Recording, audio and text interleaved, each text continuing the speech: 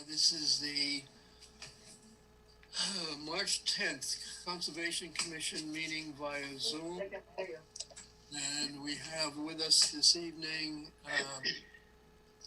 we'll just go through a roll call, call your name. Bailey. Here. Doug.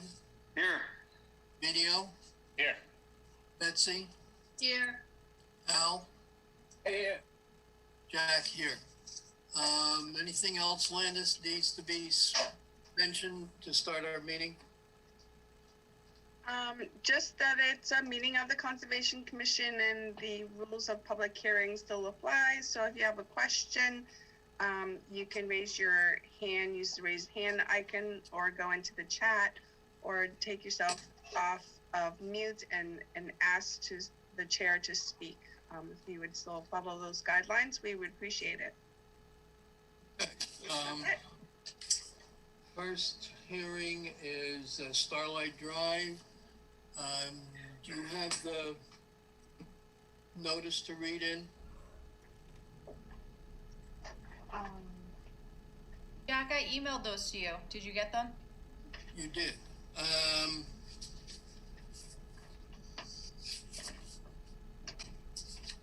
If I did, I guess I didn't print them off. When did you send me those? Friday.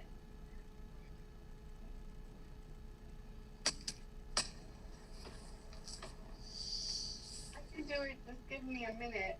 Well, you look. I'll go look and see if I printed those off.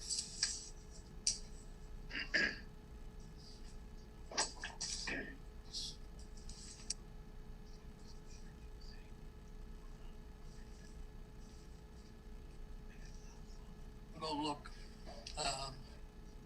Landis looks.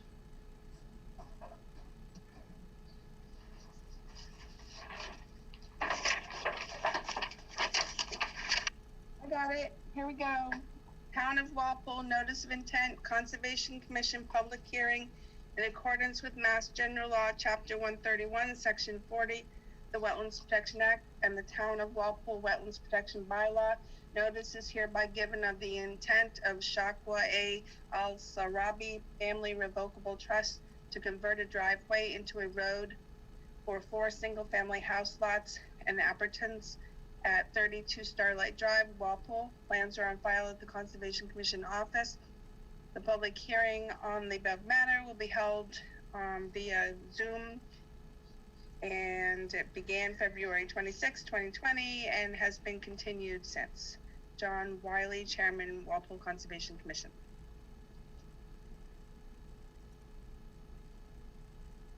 Jack? I don't see them. Okay, I Valerie, I found it and just read it, Jack. Okay. Yeah, whatever. If I made a copy, I don't know where I put them. So, sorry, Valerie. I'll have to That's okay. do that. Check that better in the future. Okay. That was the. Al-Sarabi, so they Yeah. requested a continuance? Okay. Did we formally mention that they requested continuance? No, but I just mentioned it. Okay. So They we need requested it. to. Did they give us a date? April 14th. Okay. Someone make a motion to continue the Al-Sarabi hearing until April 14th. At 7:30. So moved. Second. All in favor? Bailey? Aye. Doug? Aye. Neil? Aye. Betsy? Aye. Al? Aye. Jack? Aye. Okay. So in the meantime, we have minutes from what was this, February 24th.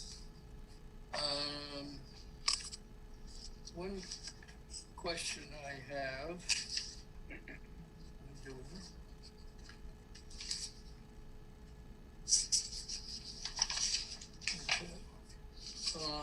page 4, we're discussing 1900 Main Street towards the bottom of the page. Is that supposed to be the last word there? It says mitigation. Is that supposed to be litigation? Yes. Okay. Right, so that's litigation.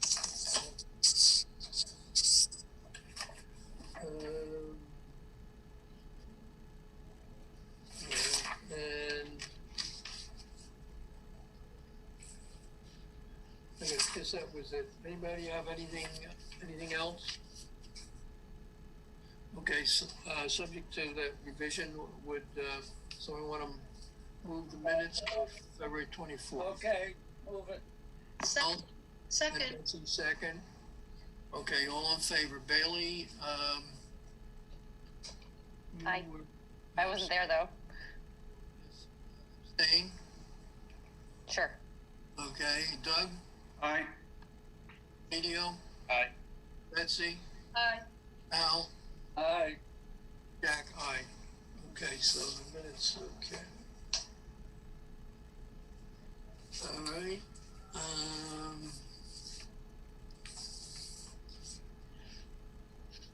we have a request for an extension for, Eastover Road.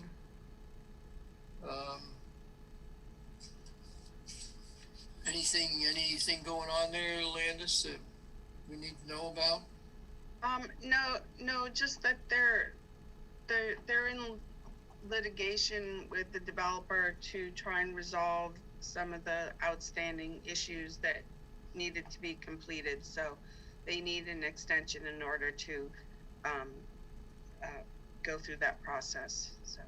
I want to give them a 18-month extension, as we've been doing under COVID. I think they would appreciate that. Okay, someone want to move that? I'll move it. I'll Second. second it. Betsy, second. Okay, all in favor. Bailey, Aye. Doug, Aye. Medio, Aye. Betsy, Aye. Al, Aye. and Jack, aye. Okay. And why don't we have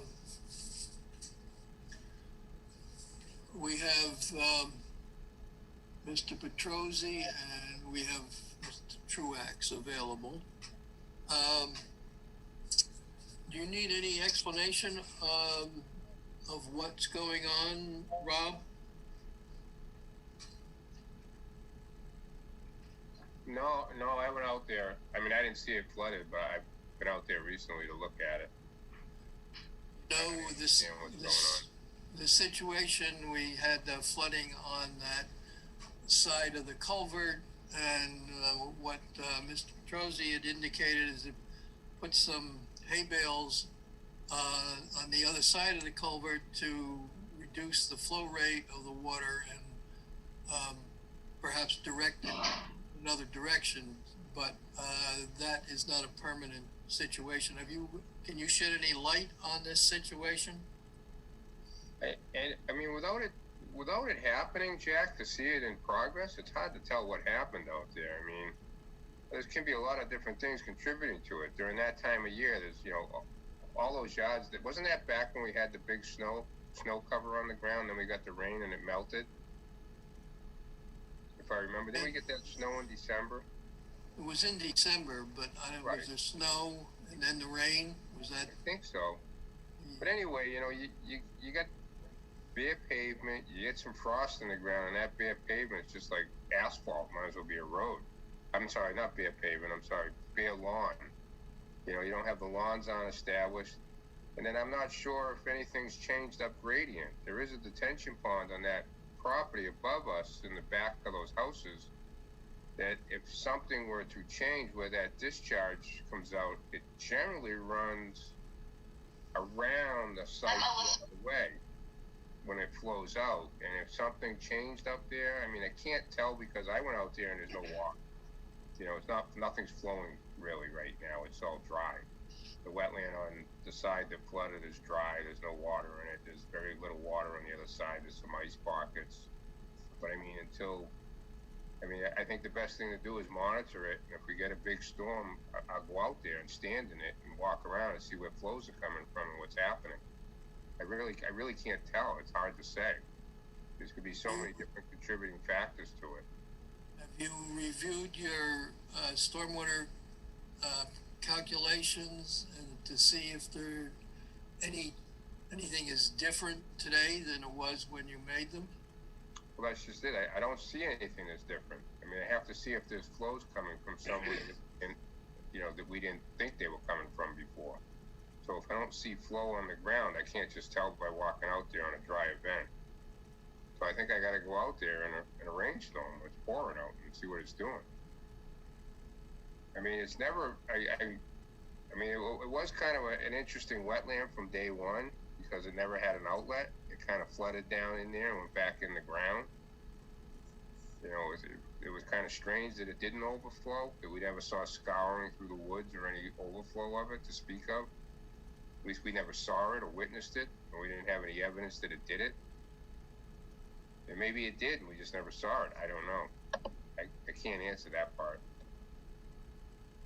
By putting the hay bales in front of the culvert on the opposite side of the street, that, they said, reduces the flow rate.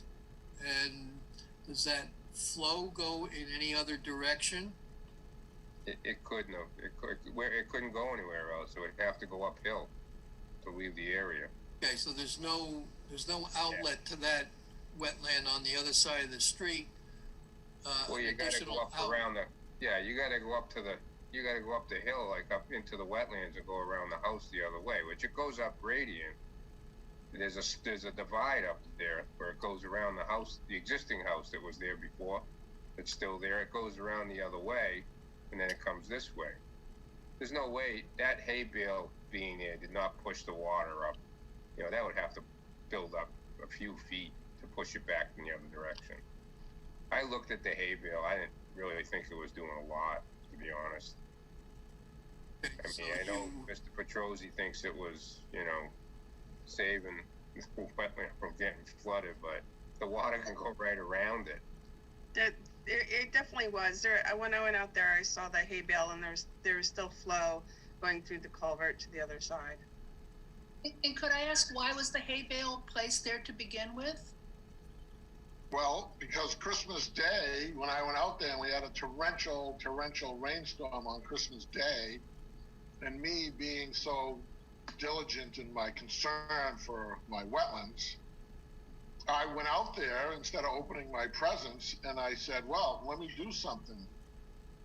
So I put a couple of hay bales there thinking that would slow the flow of the water going through the culvert, and thereby leaving a little bit of time for the water to infiltrate into the ground like it's supposed to. Okay, so then I have a follow-up question for Rob. So Yeah. Rob, that wasn't a 100-year storm on Christmas Day, was it? So how come the water wasn't draining and Lou had to go out and not open his presents and put a hay bale there? I mean, I think that's what we're kind of getting at, is what's wrong with the calculations that this is not draining and people have to go out on Christmas Day with hay bales and stuff? I don't think anything's wrong with the calculations, Betsy. I don't know that situation when it flooded, don't forget, the site's not fully developed, the land's not fully vegetated. All our assumptions are made at, the finished product. So, I mean, you have lawns that are bare, ground that's bare, and it's frozen. We had all that snow in December.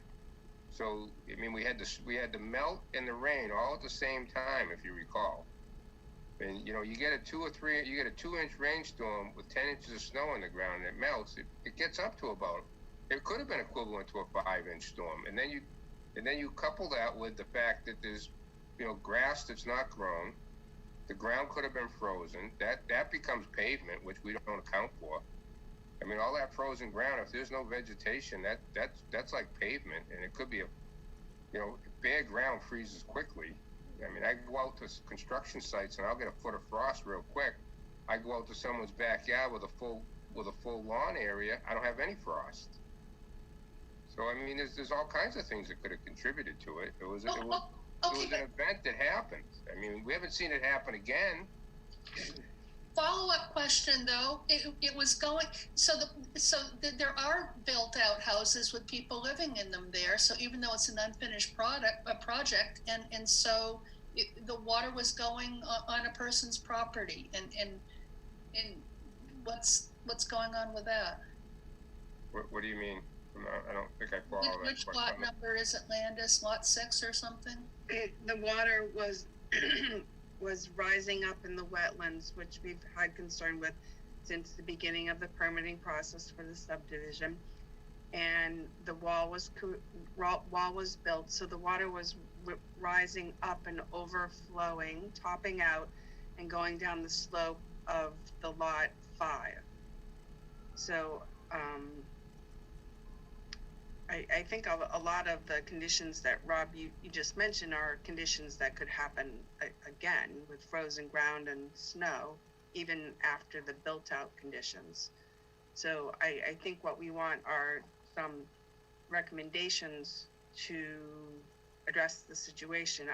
It seemed to me that some of the flow, and maybe Lou, since Lou was out there during this very rainy day, could also tell us what he saw, perhaps was coming from the sidewalk. So when you did the calculations, did they include runoff coming from the sidewalk into that wetlands? No. No, the sidewalk would pitch to the street in the calculations. The cross slope goes to the street. Right. It seemed perhaps that some of the runoff was coming from the sidewalk at the corner of the sidewalk and the driveway. Do you think the sidewalk was pitched away from the road and towards the wetland? I think that's a possibility. And I have gone out there a couple times, but there was still snowpack and it hadn't rained enough. But at the corner of the driveway, there was a little erosion that made me think that water was running down that way. So Do you think that, what did you observe, Lou? I think you had mentioned something like that earlier. Well, yeah, when I was there, I was looking at everything, but, my major concern at the time was the amount of water that was overtopping the area and flowing into the driveway of Lot 5. And so I think that's an area that we can definitely improve to build up or continue the wall a little bit further so that we don't have that topping over. And we can do some things to provide sort of an outlet to that area in the event that does flow out again. But I would say that it may be contributing from the sidewalk and the driveway a little bit, but you don't get the amount of water that was in that area from that little area. It was definitely the flow from the culvert at a velocity that was more than what allowed infiltration into the ground. So it was acting just like a detention basin in a way, but it didn't have an outlet structure. So I guess maybe it has to, be looked at. I know early on in the subdivision design, we had the problem with water from that side coming down and going into the replication area and overflowing, and that was built up. So maybe more water went that way, but that's all built up now. I don't know. It definitely has to be looked at. Well, I think we're committed to looking at it, but unfortunately, we just recently got rid of the snow, and the ground is like now a little like quicksand. It's muddy, and it's going to take some time for it to dry out. But I think once it does dry out, we can go in there and make some improvements or continue the improvements that we put on the lot, which regarding the wall around at the 25-foot no disturb line, and we can add some precautionary measures to allow for an outlet and have that, discharge underground to the back of the property. So all these things we can do at some point that, regardless of what caused the problem, these measures will help whatever problem, whatever caused it, so that we won't engage this.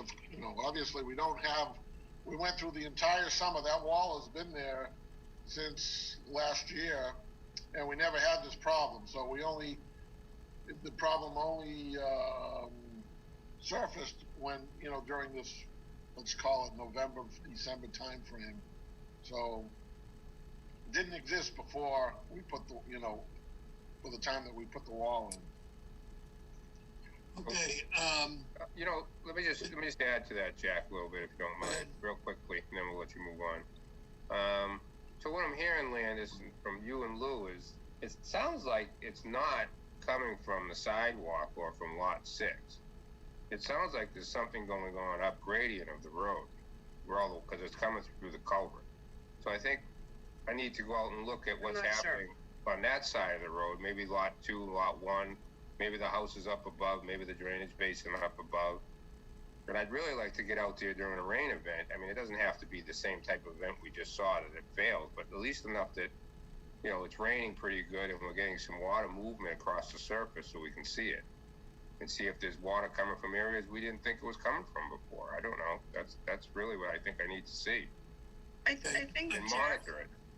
just if I may, just rather than leaving it open-ended, let's wait for it to rain, then we'll go out there and take a look, and then we'll figure out what to do. I mean, Rob is an experienced engineer. Lou is an experienced developer. There's many ways to look at what happened before and have in place, ready to go, some solutions. We can So do that, too. that's what I think they should do. They should get us solutions of how to prevent the overflow from occurring now. There are possibilities that they could use. Infiltration trenches, redirecting the flow. I mean, there's lots of solutions. Then when the event comes, that they can go out there and see what's going on, they can immediately pick one of those solutions and put it in place. I think we need. That's a good idea. I think can you give us the steps that you would take or recommend or contemplate and respond in writing to us, Rob and Lou, whoever puts it, but between you to put it together, and of the different potentials of what you can do and what you intend to do right now and what else might be done, including you're looking at what's going on the site, etc. So all the things you've been thought of. Give us something in writing of what you think and what you think may be done, and you take another look around, Rob, see what maybe there's something else that comes to mind. Just get us back. Can you do that? Our next meeting is when's our next meeting? April or March 24th. Can you get us something in writing for our March 24th meeting? we have a zoning board that night. We could probably get you something in writing, we just might not be able to make the meeting. Okay. We can talk to Landis about it as well. But We just can get present us, it to Landis outside the meeting. okay, you can get us something prior to that. Sure. So we have, just so we know that you're looking and something is going on, you're working on it. Yeah, and we'll discuss the ideas with Landis before we even propose them. Okay, well, just want a list of what you can do and then what is a good idea to do now. And, Okay. Okay. Anybody else? Bailey, have any questions? No questions. Okay, Doug, anything else? No questions. Video? No, I think a list of alternatives to put in place is a good idea, so I have nothing further. That's it? Yeah, I'd be interested to see the written list of proposed alternatives at the next meeting. So, yeah, good. Thank you, Rob. Okay. Al, anything more? No questions. All right, so, I think if you guys can do that, that, will help Okay. proceed. Okay. Can I ask one, can I ask one unrelated question, Jack? What day did you guys continue the, Pinnacle request for determination hearing to? Is that the 24th too, or, Landis, do you know offhand? Are you, the RDA for Pinnacle Point, Yeah, the historic mill complex? right. Yes. Tonight at 7:15? You continued it tonight? I thought you said, You I said thought you I were on asked the you to continue agenda. it. I thought you asked you to continue it for 30 days at least. It was 30 days. Time flies when you're having fun, Lou. Well, we need to continue that because Rob is tied up with Boyd and he hasn't been able to. I'm not doing an IDA. That's Paul. We need your aerial photographs with him. Oh, Jack wants a plan depicting the area that's been, yeah, you're not ready tonight.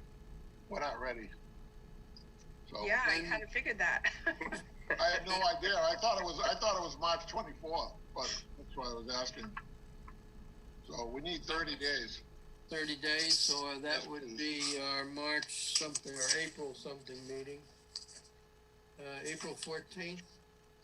That'll be fine. Well, your letter requesting continuance was February 10th.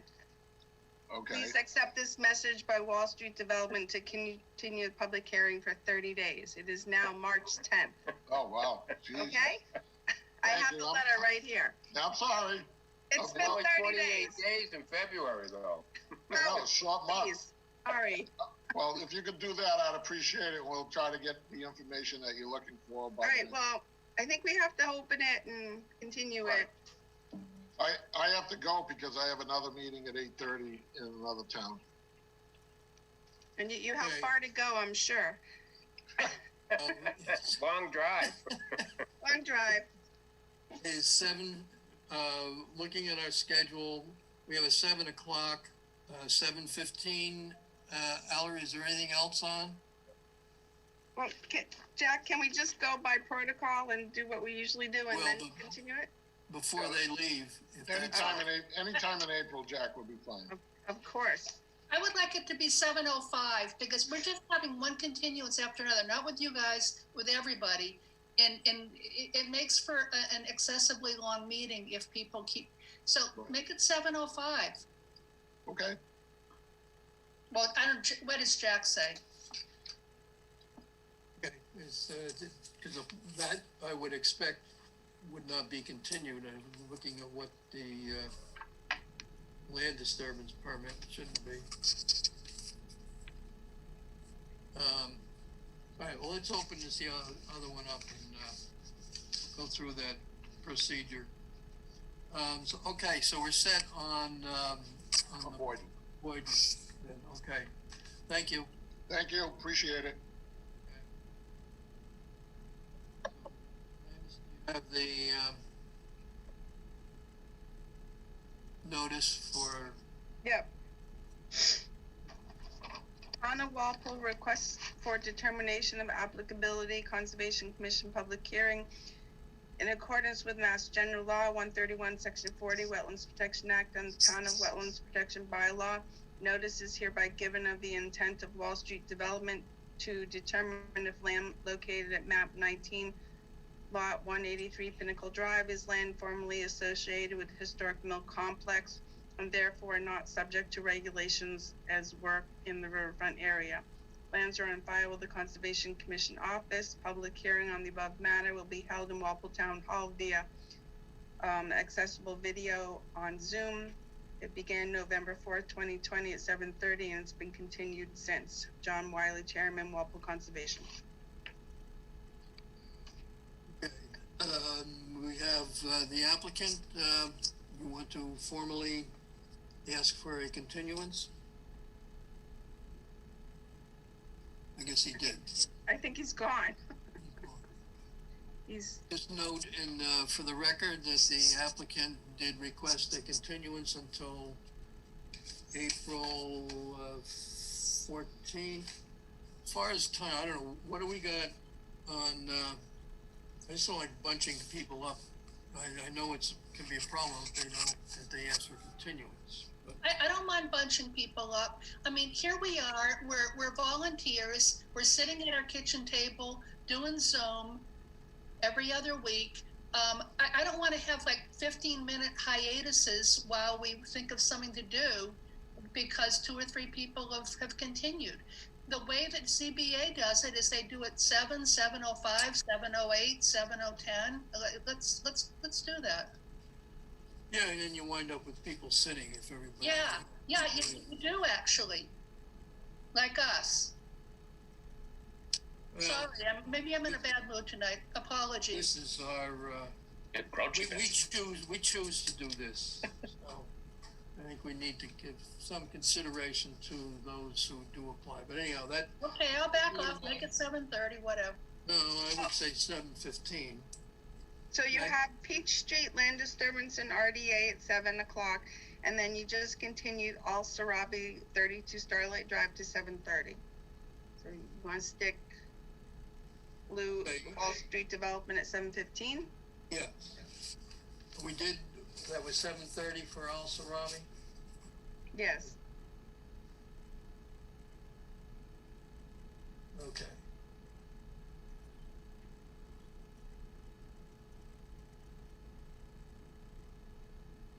Okay, so that's 7:30.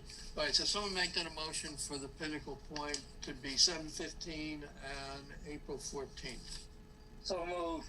Second, All in favor, Bailey, Aye. Doug, Aye. Emilio, Aye. Betsy, aye. Al, Aye. Jack, aye.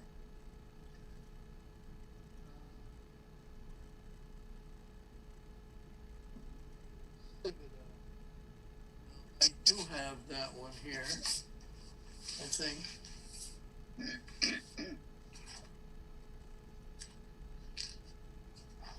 Okay. Town of Walpole notes from Tank Conservation Commission public hearing in accordance with Massachusetts General Laws, Chapter 131, Section 40 of the Wetlands Protection Act. Town of Walpole Wetlands Protection Bylaw. Notice hereby given the intent of Gregory Clinton construct an in-ground pool and accessory building located at 3 Lascivita Drive within 100 feet of bordering vegetated wetlands. Plans are on file. Conservation Commission office. Public hearing in the above matter will be held at Walpole Town Hall via virtually accessible video, March 10th, 2010, beginning at 7:20 p.m. All interested persons requested to be present. We have a letter from the Board of Health.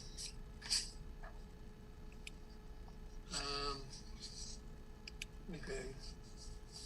All right, we have one. This is from the Building Department. Proposed project at 3 Lascivita Drive meets building and zoning code. We have no issues with the pool installation. Pool house, we cannot tell the height, so as long as it does not exceed 15 feet in height, it's okay. Over 15 feet in height, it needs to move to the setbacks of the house, RA zone, 30 feet from the rear and 20 feet from the side. The Board of Health, at its March 2 meeting, stated that they are not in favor of construction within the wetland buffer zone. Board continues to urge applicants to adopt the standard best practices for mosquito mitigation, work with Norfolk County Mosquito Control for spraying and standing water treatments, and institute regular cleaning of gutters.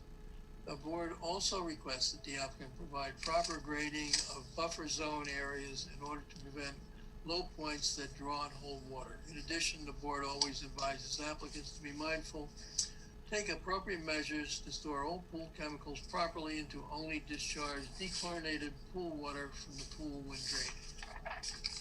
Okay. This is from the town engineer. This is reviewed the submitted plan only and not knows intent. Offer the following comments. Plan shows relatively minimal proposed grading to accomplish the pool deck accessory building construction, which does not include a wall. Very little other grading is shown, therefore the commission may consider a condition of approval requiring all excavated material to be removed except the material required to achieve the grading shown.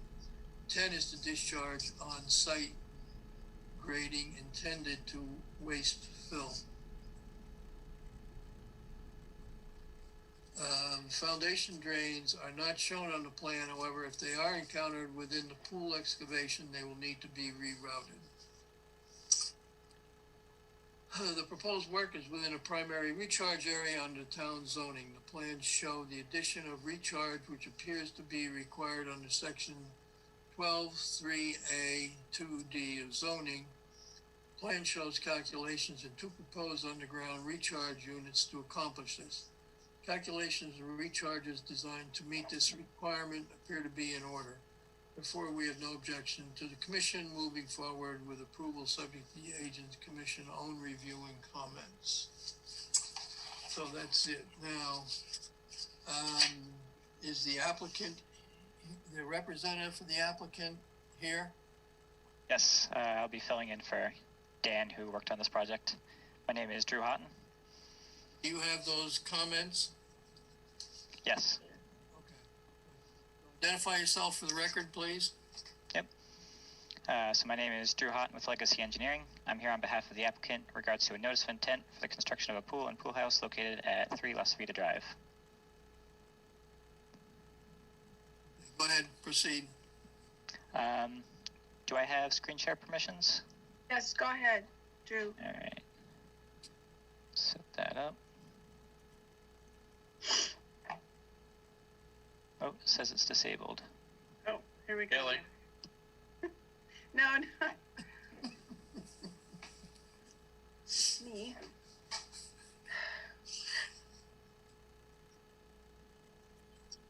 It's still disabled. Okay, yep, sorry, go ahead. You should be able to share now. Okay, there we go. Sharing. Okay. So as was stated, this is a construction of a pool and small pool house at 3 Las Vita Drive.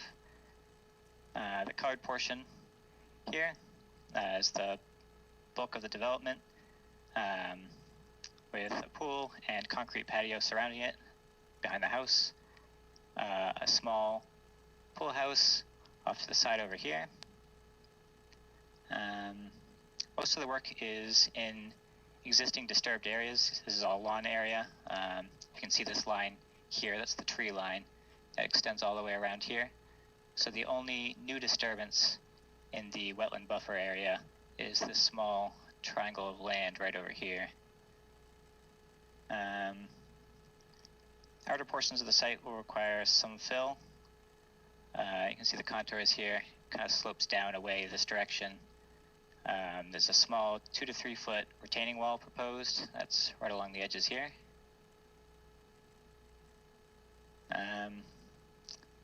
The excavated soils from the pool will probably be reused to for some of those fill areas.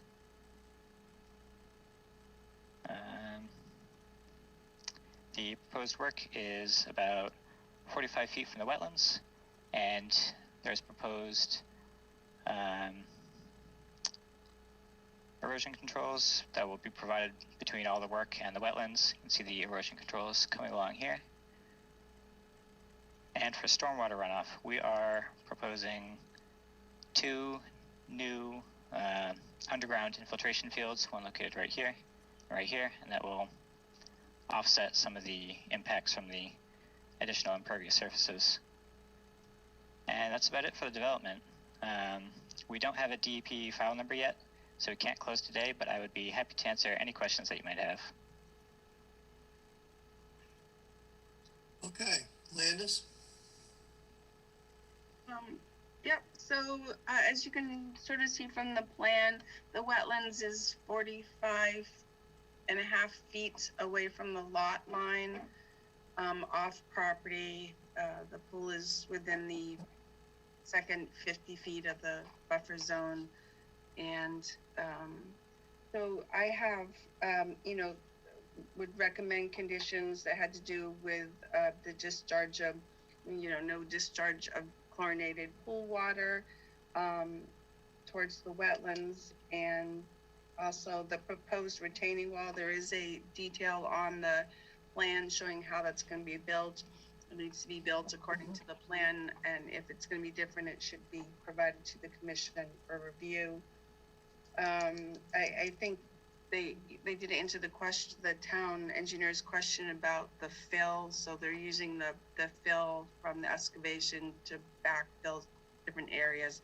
At first, I didn't see the retaining wall. It was a little hard to pick out. But then I understood that what the grades were going to be after seeing the retaining wall. So I didn't have any questions about that.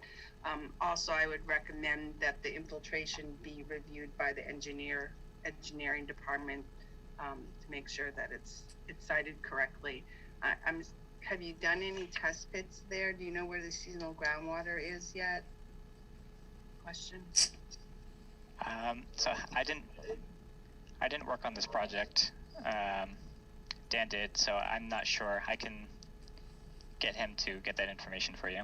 Okay, yeah, so that just has to be verified that they'll be cited correctly in relation to the groundwater, seasonal high groundwater. Those are, and that's because it's in, I believe it's in the Water Resource Protection District, so there's a limitation on impervious surface, or they'll have to infiltrate. That's why they're there.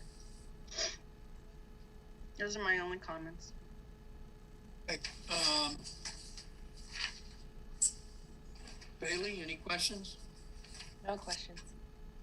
Okay, Doug? Yeah, I have one. I see on the plans that there's a notation of a 6-inch sewer to the pool building. I'm assuming that's a sewer line from the pool building connecting to the house, not a sewer line to the pool building, right? Correct. Yep. And then is the house on town sewer or septic? Town sewer. Okay. All right, that was the only question I had. Neil? No questions. Betsy? No questions. Al? No problem. Okay, access to this for how are they coming in, trucks coming in and out? Where's the driveway? This Yeah, is probably through the driveway. Okay, so they can come up the driveway? Yeah. We should put something in there, Landis, if they, make sure any dirt on the trucks, the tires or whatever is removed before it gets out on the street. Okay. So we don't have a construction pad, so. And do you know what the size of that pool house is? Is there any issue with the building inspector's, comments? Regarding the height? Height. I don't have architectural plans, but I'll be sure that it's under 15 feet, so that it's considered an accessory building.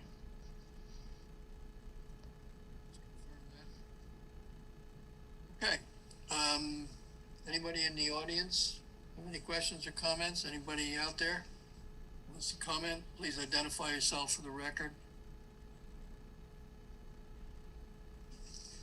Okay, so we'll continue this until, what's our next? How long is it gonna take to get that DEP number? I am not sure. I can ask Dan, but I think it was filed earlier this week. I don't know how long it normally takes. It usually takes about 2 weeks, so hopefully we would have it by the 24th. We put it on.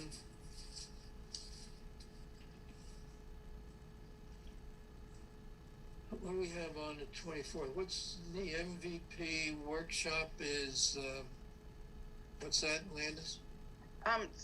So it's the discussion on the culvert survey and the green infrastructure grant that we received. It's gonna be 45 minutes to an hour, but, and then we have the stormwater erosion control bylaw discussion at 8 o'clock. And then we have Spring Valley Drive, which is a small, addition at 8:30, so, Can we put this on at 7:55? okay.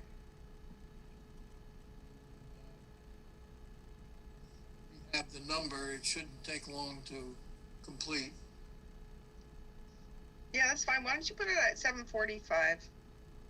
If it goes a little over, then that would be okay, just in case our workshop is kind of short. Okay, 7:45, Yep. all right, on March 24th, okay. Someone make that a motion? So moved. Second. All in favor, Bailey? Aye. Doug? Aye. Benio? Aye. Betsy? Uh, Al? Aye. Jack? Okay, thank you, and, so we're on 7:45 on March 24th. All right. Thank you all for your time. Okay, thank you.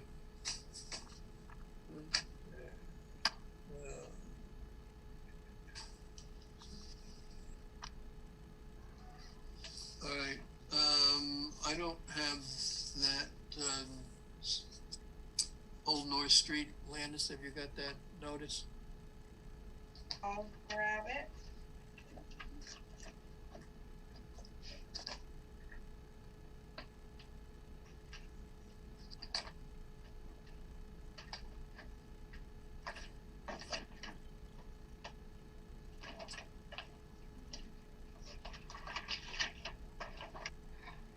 Okay.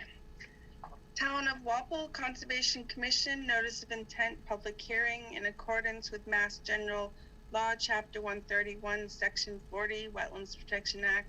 Notice is hereby given of the intent of 55BH LLC, 55SS LLC for the construction of 300 residential units in a mixed townhouse, single-family home and apartment structures with associated grading, utilities, and drainage, a portion of which is within the outer riparian zone of Cedar Swamp Brook, the 100-foot bordering vegetative wetlands, and 3 on-site vernal pools located at 55 Summer Street, map 308, block 52, lots 56 and 60, and a portion of 307, 52, 78.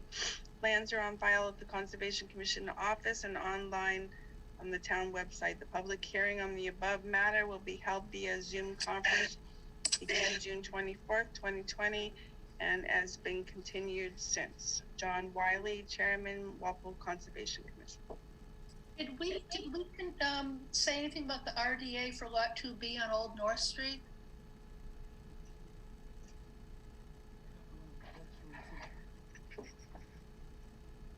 Good call, Betsy. We thought about that one.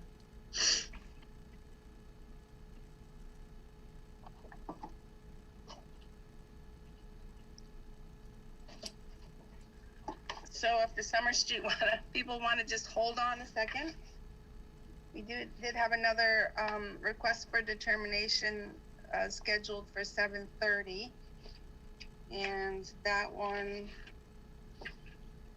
Just read the ad, Town of Walpole request for determination, Conservation Commission public hearing in accordance with Massachusetts Wetlands Protection Act and the Walpole Wetlands Protection Bylaw. Notice is hereby given of the intent of Joseph DeCipio of DeCipio Building Group to conduct soil testing for an on-site sewage disposal system at a lot located off of Old North Street, map 5, lot 55. Plans are on file at the Conservation Commission office. The public hearing on the above matter will be held during a virtually accessible Zoom meeting, February 24th, beginning at 8:15, and it was continued to tonight. John Wiley, Chairman, Conservation Commission. the applicant did submit a letter to the Conservation Commission. Please accept this as a formal request to withdraw the RDA for Old North Street based on our testing today of water perk will not be possible due to soil conditions. So they have withdrawn the application. Okay, do we need to vote on that? I don't think officially you necessarily have to, but why don't you vote to accept the withdrawal with no prejudice? Someone want to make that a motion? So moved. Second. Okay, all in favor, Bailey? Aye. Doug? Aye. Minio? Aye. Betsy? Aye. Al? Aye. Jack? Aye. Okay, thank you. And now that we have read to the record, the application for Summer Street, representing Summer Street, who we have? Mr. Chairman, I'm David Hale. And I'm here with Phil Mackey, Leslie French, and Mark Brooks. And I think the purpose of this meeting was to give the board the opportunity to question the Tetra Tech peer reviewer regarding stormwater. We were kind of anticipating that Tetra Tech would give us an overview of their stormwater, the review of their stormwater design. Who's here with Tetra Tech? That's me, Sean Reardon. Good evening, everybody. Hi, okay. All right, what are you prepared to do, Sean? I'm prepared to answer any of your questions, but I can give a brief summary of kind of our role to date. We were hired as the civil engineering peer review consultant by the ZBA to assist them in their technical reviews of the project, in fulfilling their obligations under the comprehensive permit process. So in that process, the first order of business is to approve a preliminary plan and issue a comprehensive permit decision. So we're in the process right now where we've done a thorough review of all the stormwater, all the traffic related issues, all the utility related issues, access and civil engineering issues, enough to inform the ZBA on making a decision or crafting a decision on the comprehensive permit. Now that decision is based on what's called a preliminary plan, because that decision, what it does is it sets the development parameters. So the board is right now is still deciding. For example, they're trying to decide on whether they're going to allow a 5-story building. So there are still changes that could happen as a function of what their end decision is. And the way we manage that is, as part of that decision, it includes a condition which requires the applicant to prepare what are called final plans before getting any building permits or any authorization to start construction.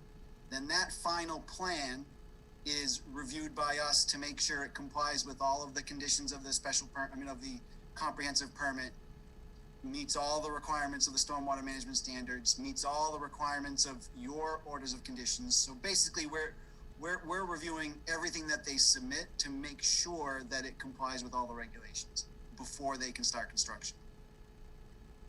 Are you aware that conservation order of conditions is based on the final plans?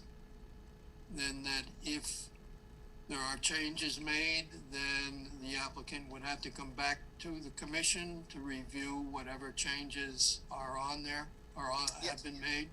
Certainly, exactly. As it relates to the Wetlands Protection Act, absolutely, yes. And I assume, well, I'm asking, is the applicant aware of that situation? Yes, sir. Because in reviewing your report, there are many mentions, as you just said, of final plans, that's subject to final plans. So the plans that we have, are we to consider them as final plans? Well, have they this asked for process is completely independent from the ZBA process. In other words, the plans that we refer to are different than the plans that you refer to. So, you know, a little bit of a different scenario. So, from the applicant's point of view, Tetra Tech, Sean's company, has provided a list of items that they'd like adjusted, and it's a relatively minor list of technical items that and I don't see Katie here, but will be easy for us to adjust the plans and comply to and comply with. Yeah, I guess probably the best way to describe that is our role in helping the ZBA determine whether the comprehensive permit can be issued is to determine whether what they show can meet the standards. So they've clearly demonstrated that their plans can meet the standards. There's a series of, some would consider them sort of picky little details, but they're important to us nonetheless because they're required under the Massachusetts Stormwater standards to demonstrate compliance. So we've kind of harped on those details, and we've conditioned the comprehensive permit to make sure that those details are addressed. At this point, since Mr. Reardon is here, then let's go through if we have any specific questions for Tetra Tech to address. Landis, you want to start?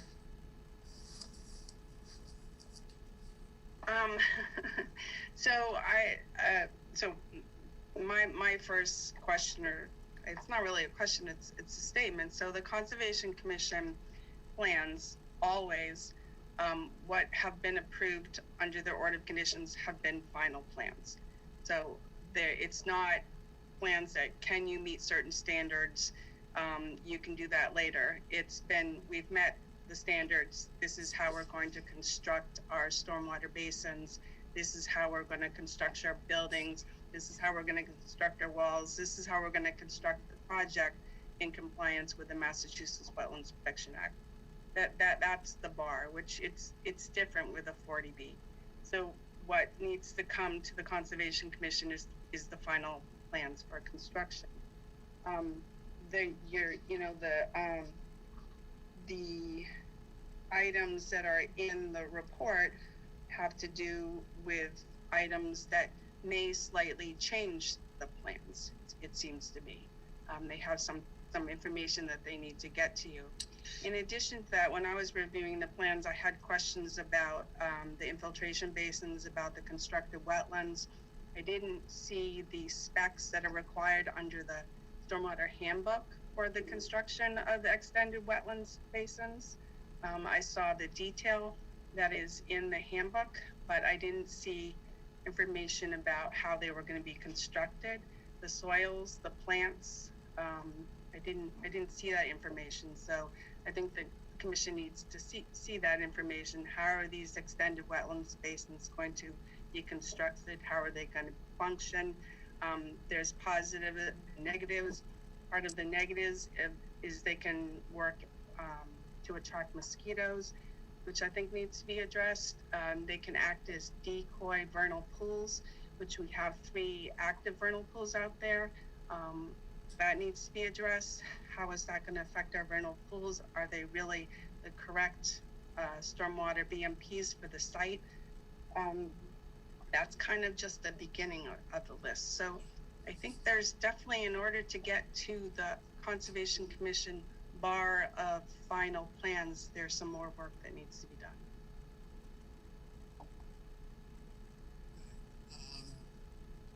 Going through the rest of the commission at this point, Bailey, you have any specific questions for? Not at this time. Thank you. Video? No, no questions. Doug?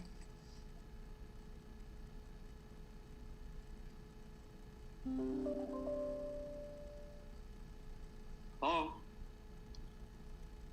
Yeah, this is Doug. I don't have any questions at this time. Nope, no questions at this time. Al? I have a couple of questions. This is called an open space and recreation plan. And when I look at the sheet labeled such, I don't see any recreation. And the thing that bothers me most about that is the only recreation that's possible here without them doing something is connect the trail along the brook somehow to a roadway so that somebody can walk it. Okay, so that's evidently the only recreation on this site, and this trail that exists isn't connected anywhere at either end. Okay, so in order to meet the specs for open space and recreation, I think you have to have some recreation, and that would be it.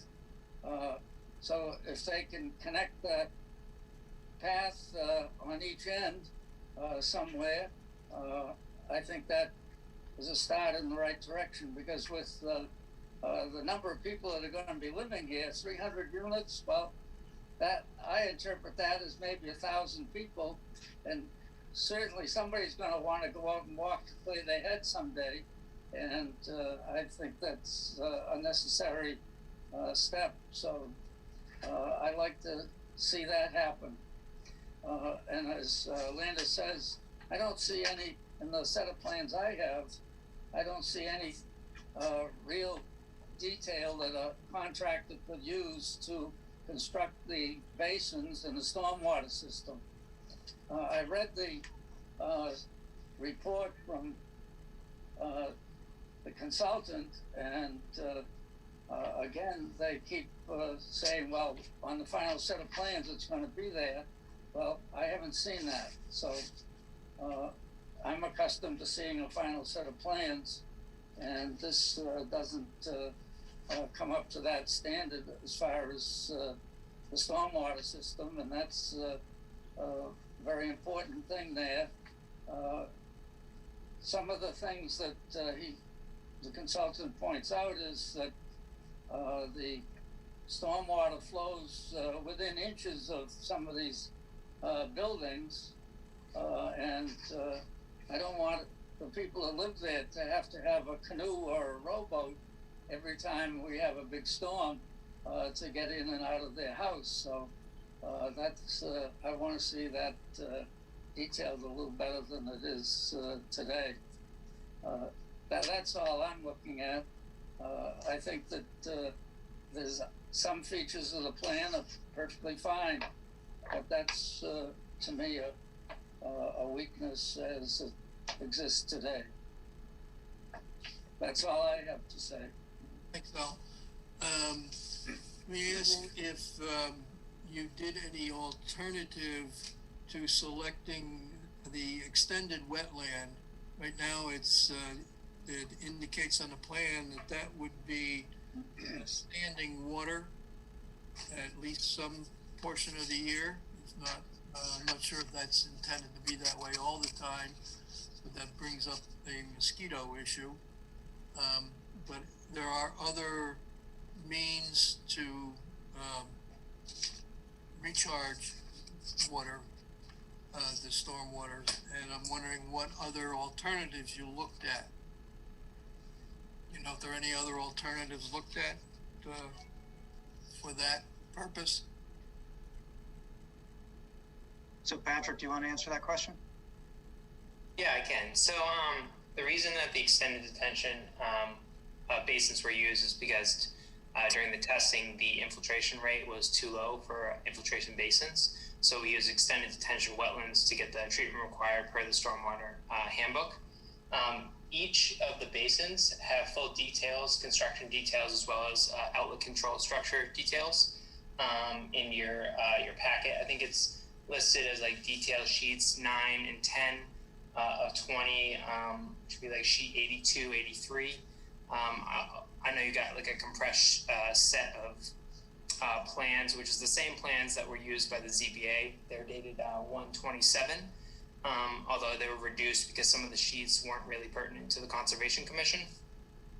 But that's the main reason why 2 of the basins were extended detention wetlands, because you can maintain the treatment and the TSS removal per the Stormwater Handbook, but the infiltration just in those areas would have been too low to meet the stormwater requirement per the handbook.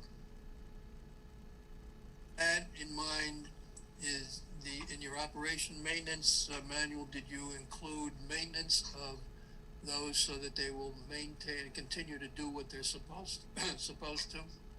Yes, I did. The maintenance that's in the O&M manual comes directly from the Stormwater Handbook. I believe it also details some of the plantings that need to be installed, as well as the maintenance for those plantings. I believe it's on like a yearly, the first year schedule to maintain certain plants in there, and then like a year, 2 year, 3 year schedule to maintain those that vegetation within those basins. So all that is detailed in the O&M manual that's already been supplied to the commission.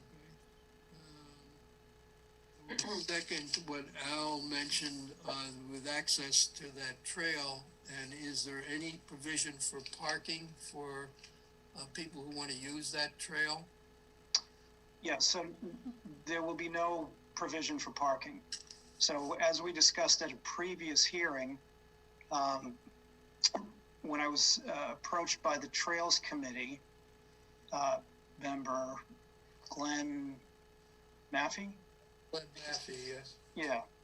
So what we discussed is providing pedestrian access. And that's essentially what we are willing to do. And we're also, willing to provide either the Conservation Commission or the Trails Committee or their representatives, the ability to go on those trails and maintain them as long as there's notice. It's spoken about some means to have that remain as public access, some form of agreement one way or another.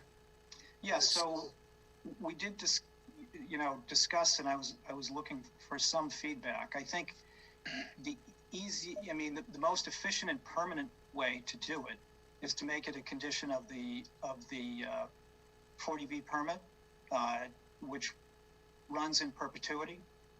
And so, we would be willing to have a condition that the public would have pedestrian access to those trails, as I just stated.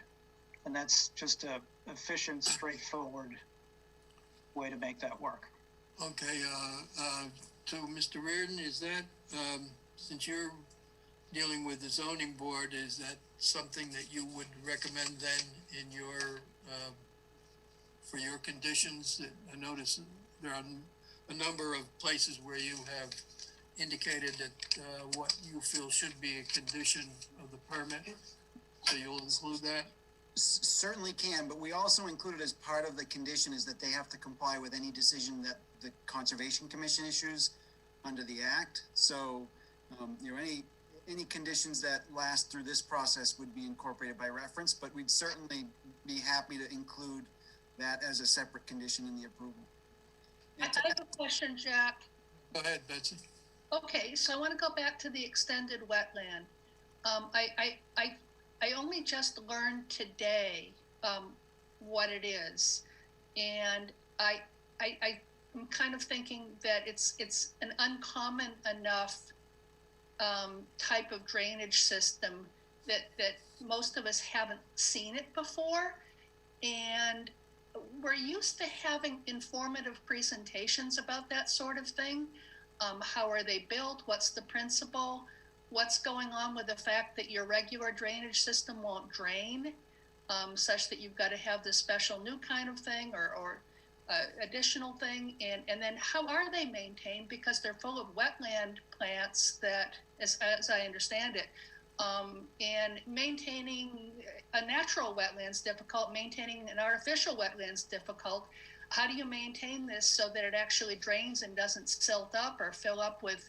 So I'm sure there are answers to all this, but I guess this is sort of a comment to Patrick that maybe this wasn't what was going to happen tonight, but at some point you need to explain this special kind of drainage system, because the regular drainage system doesn't work. So, Mr. Chairman, these drainage systems are in the Stormwater Handbook. I don't think they're special. They're just designed to work with the conditions. All right, then Patrick, how do you try to maintain a monoculture, because it's probably going to try to be some kind of a monoculture of wetland plants in an artificial wetland for the purpose of holding stormwater that flows off the property, because an ordinary drainage system won't work? I mean, how do you maintain that? Yeah, so I wouldn't say that any one particular drainage system is normal or not normal. They just operate differently. So some are operated so that they infiltrate and drain naturally out of the bottom. Some are operated so that they hold water, similar to like a natural drainage system would, like a pond would. So this is basically just mimicking something that holds water so that the sediment drops out slowly, like it would in something that has a high outlet, and you know, soils that don't particularly yield to infiltrating like they would in like an infiltration basin. So you basically construct the stormwater system to act similarly as it would naturally, like if you would see like a pond in nature, basically. So that's kind of how this would act. So you construct it that way. You have a permanent pool, which is kind of dredged down into past that seasonal high area, and then you have it so it's maintaining water within the pond. And you would follow the maintenance procedures that are in the Stormwater Handbook, and all that's outlined within the operation and maintenance system, and basically saying that you don't have like degradation of like the berm, and maintaining the weeding and maintaining invasives out of the wetland material and stuff like that. So it functions as like a system instead of just like a normal basin. Mr. Chairman, can I weigh in if you don't mind? Yeah, go ahead. Brian Butler. And Patrick, I'm not sure exactly what the plan is for this, because I haven't studied your stormwater design. But to Betsy's question, woolgrass is an exemplary monoculture to grow in these things. I've seen it in many areas. It grows through a wide range of hydrology. It traps sediment. It's native, and it's really easy to grow. And it's aesthetically pretty because it won't grow up like cattails 6 or 8 feet tall. It grows about 3 feet and has nice florets in the late season that persist all winter. And if you mow it, it'll keep coming back. And the other, there was another question about mosquito issues with these basins. And that's certainly a concern. We're right next to the cedar swamp, so I think, the effect of an additional basin is probably minuscule, but it's readily controlled using BTI pellets, Bacillus thuringiensis israelensis, which is a mosquito controlled. It's natural. It's a living.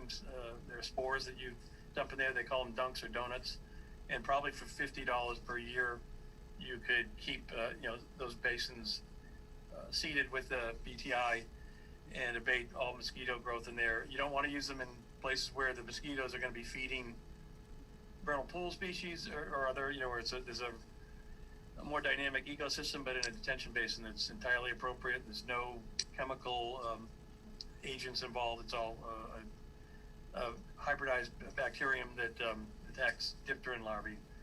And I use them at my house. I use them in the drains in my driveway, and they're good. And I said, it's not some maintenance individual, whoever's mowing the grass, whatever, could have it on their schedule from May till October. You'd throw a couple of, maybe a dozen or two donuts in these basins once a week, and you'll never have a mosquito emerging from them.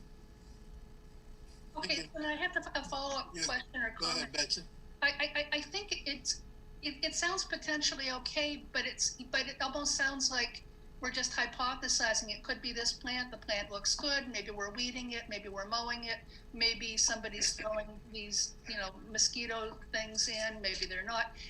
I guess what we need is something that's a little more concrete than that someone has thought through what these are going to look like and how they're going to be maintained, exactly what plants you're planning to use, and exactly how that's going to be handled going forward. I guess that's what I'm used to for these sorts of giant projects, and that's what I'm hoping might happen.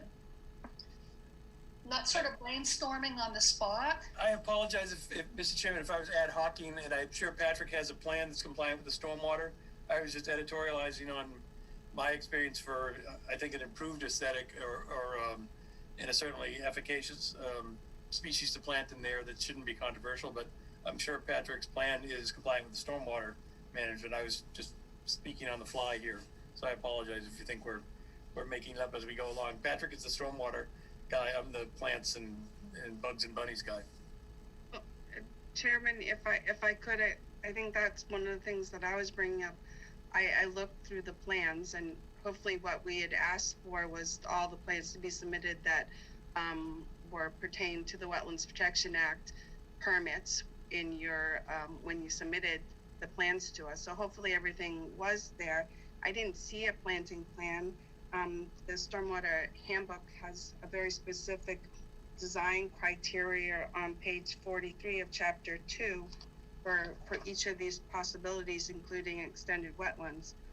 Minimum drainage area, constructed wetlands surface area, watershed area ratio, length to width ratio, extended detention, allocation of water quality, volume, allocation of surface area, wet pools, low marsh, high wash, high marsh, sediment forebay, micro pool, outlet configuration, target allocation, sediment forebay percentage, micro pool, deep water channel, what's the low marsh, what's the high marsh, deep water channel. So all the specs for that, I saw a high marsh, I saw a low marsh, but what is that going to be constructed as? What is the plant material? Are the ratios as per the chart from the handbook here? I guess those are the details that I didn't find in what was submitted, and if I couldn't find them, then I guess you need to point out where they are. It's a little hard because the index doesn't really say sheet 5, extended wetlands. So it's really hard to pick and choose to find the information. So the information is there. Let us know where it is. I don't know, Sean, did you see a full construction detail of these extended wetlands? No, and I wouldn't be looking for those at this point in expectation that they may change. Mm-hmm. But they do have pretty explicit standards they have to meet in terms of performance and maintenance. So that's always there to protect the interests of the standards in the Protection Act. Right. So the plans that are approved and always approved for every project the commission has ever done since I've been here 18 years have been designed for construction. So it hasn't been just let's do these other analysis and have final plans later. Right. So that's kind of what we're looking for. Mr. Chairman, we all have email, and I think these are questions that could be asked before the meeting, and I think we will take the opportunity to address those concerns and submit what you think is missing. What you're saying, you'd rather have us make a list of questions or comments and send those to you? That seems like it would be normal. Yes, and that's what I'm asking.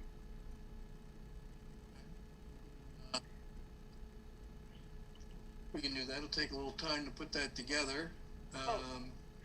But So- I think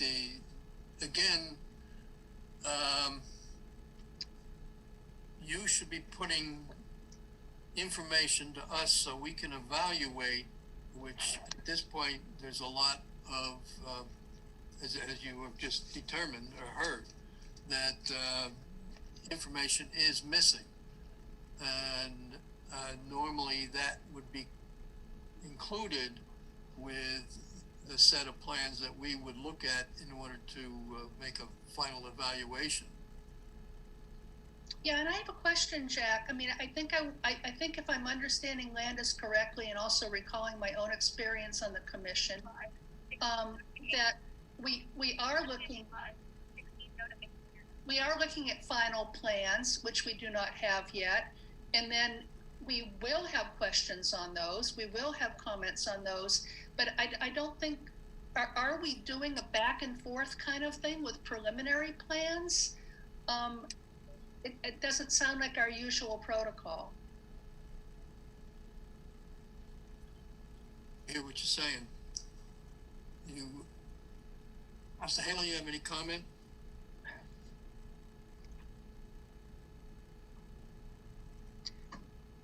Yes, I do. There's been nothing usual about this whole process. So we will upgrade the plans and make another submission. And we'd appreciate some back and forth communication. So I would tell you that we have never done a project where we did not have meetings with like work sessions with the agent or whatever. Whether it's COVID or whatever, it's been a difficult process in that way.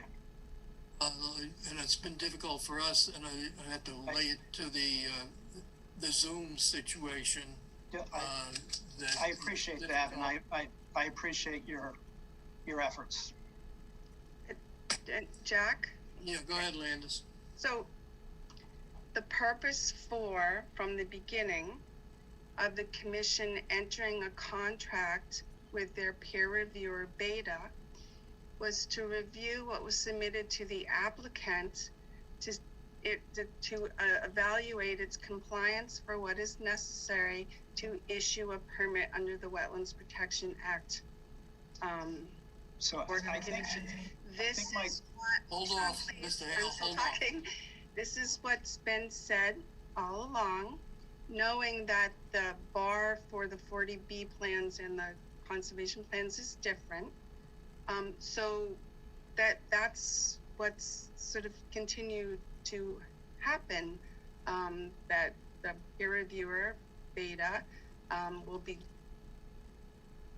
reviewing the plans to have a punch list of what still needs to be on the plans for final plans under the Wetlands Protection Act filed with the Conservation Commission. We never wanted to do the same review as Tetra Tech, and we appreciate what they've provided to us with several items that still have to be done in order to satisfy the stormwater standards under the handbook, which have to be completed for the final plans approved by the Conservation Commission. So I just want to put that out again, and we've had some opposition towards that. So Jack, if you want to state what the commission has done to forward the process. So, Mr. Chairman, go ahead. These are extensive plans. It's a lot of work. It's been a lot of work for Tetra Tech to provide peer review to date.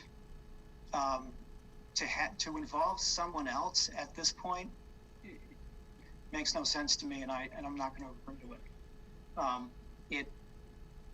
There's no reason that Tetra Tech can't address its comments to this commission, and it's normal protocol. I mean, I have been told by my local consultants that the splitting of the peer review is kind of unprecedented and makes no sense. I fully appreciate the fact that there's some additional details that you'd like to see. I don't really think they're extensive in terms of bringing them up to what you would call final plans. And I would suggest that for efficiency's sake and fairness sake, that you ask Tetra Tech to do that instead of having somebody else start over. It makes no sense. And I would ask you respectfully to consider what's reasonable and what's fair. And I as far as who does it, and we have mentioned this to you. We have had beginning. We have had Beta do the earlier review, and presently we have asked Beta to continue with their review on this project for the commission. And not nothing that is against Tetra Tech from that standpoint, from professional standpoint. It's just we have been working with Beta, and we decided to continue to work with Beta. So that's totally unfair. I disagree with you, and it is not unprecedented. This has been reviewed by our town council, and that our procedure has been okayed from that standpoint from town council, the way we are proceeding. So at this point, we still are have some issues with the you have a lot of information that needs to be provided to the commission before we can close the hearing. Jack, can I just say one more thing, just so it's on the record? I, as the staff member for the Conservation Commission, has absolutely no problem with having a work session, nor if that's gone out as something that is not allowed, that's misinformation. So if we get a punch list and we want to have another Zoom call where we talk about certain items with the peer reviewer, yeah, we've done that. We do that with other applicants. That is no problem at all. So we could set up a separate meeting at a different time on Zoom. There's probably no way we can do it in person. Does this have to be a public meeting if we do something like that? If it's staff and not a quorum of the commission, no, it doesn't have to be a public meeting. If it's staff and... It can't be a quorum. The quorum of the Conservation Commission has to meet in a public forum. If it's just staff and the applicant and maybe one member, or it's not a public meeting. Is it possible to do that in person? No. So it's common for these things nowadays to be done by Zoom. And it's just more awkward doing it by Zoom and trying to look at plans and but if that's I agree. If that's the way I guess we can proceed on that basis. I have a question about the protocol, though. I mean, town hall is open. Our town hall is open. I was in town hall wearing a mask, social distance, et cetera, this afternoon. I think Landis regularly, as our agent, meets one-on-one with engineers to talk about feasibility and where they might go with this or that. So I'm puzzled by the no. Why not have a one-on-one meeting with our agent to talk about some of these things ahead of time. That's just, that's really routine. I think the issue here is as far as who would be involved, how many people. Landis and, Well, and whoever the engineer is. Well, we've got, what do we have here tonight? We got 1, 2, 3, 4 people plus Landis, and I have some issues I would like to be, and I don't know if anybody else, we could do one other member of the commission. No, yeah, so, all right, I'm gonna be contracted. We're looking at 6 to 8 people. So I'm not interested, so routinely Landis, and maybe you, Jack, too, hammer out some details ahead of time with their choice of an engineer. I don't care who it is, someone who can do it. I guess I'm wondering, this is one of our usual procedures.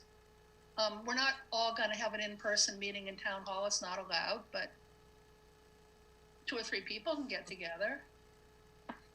We can try to work that out, figure that out later. I hear what you're saying. At this point, since I do have more questions, but well, Mr. Chairman, first of all, please ask your questions. And well, I'm just thinking it might be better to do this if we are going to get together with that, to do it at that time. Is that so? To just on our side, I think you know, we'll probably have Katie, Patrick, and Brian, and myself, and you know, I think that's a small of a group if we want to answer all your questions adequately. I mean, we also could do a hybrid where we. Let me ask Mr. Reardon, as far as your approach on this or your involvement, is that something you think would be beneficial for you to be involved in? I don't, it doesn't seem like I would be, unless I'm in some official capacity serving the commission. So right now I work for the ZBA in support of the comprehensive permit process. There are certainly assurances I can give you that before any permits are issued for construction, that this project will comply with the Massachusetts stormwater standards. We'll guarantee that, because we require it as a condition, and we will ensure that it happens prior to their being issued a permit. We understand that from the ZBA standpoint, but I think, correct. Again, the point we made earlier is that what we need is the final design before we can make our decision, and not word our decision based on, well, something's going to happen in the future. Our decision is to be based on the information we have at the time we make our decision, and that should be the final stormwater report. What we should be basing our decisions on. Is that so, Mr. Chairman? I understand that, and I think that's perfectly reasonable. We don't have a lot of work in terms of man hours to go from where we are now to final plans.